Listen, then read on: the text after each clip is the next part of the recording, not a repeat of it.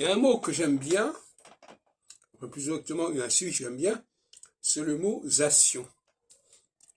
La notion de zation, comme nationalisation, ça veut dire qu'il y a un mouvement, qu'il y a un changement. Et au niveau cyclique, le passage d'une phase équinoxiale à une phase solsticiale passe par la notion de équinoxialisation, solsticialisation et à un autre niveau d'horizontalisation et de verticalisation.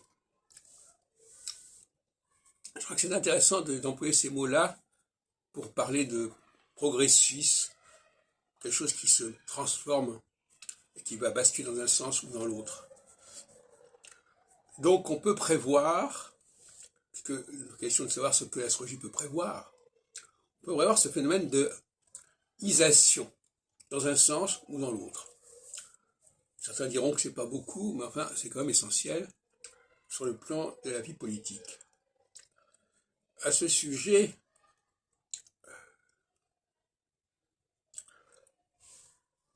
j'ai écouté ce matin une émission avec Philosophie sur la démocratie, où on assiste sur le fait qu'effectivement, il faut qu'il y ait du mouvement dans une société.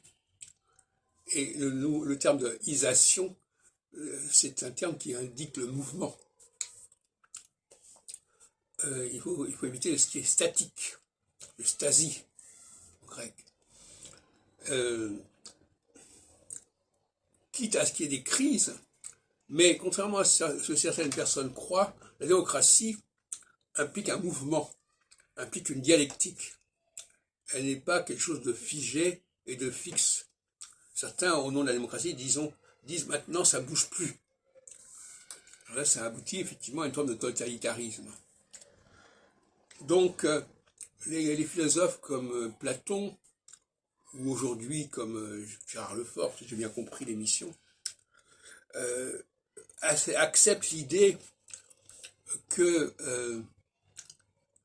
y ait un basculement, qu'il y ait des réactions, qu'il y ait des revirements.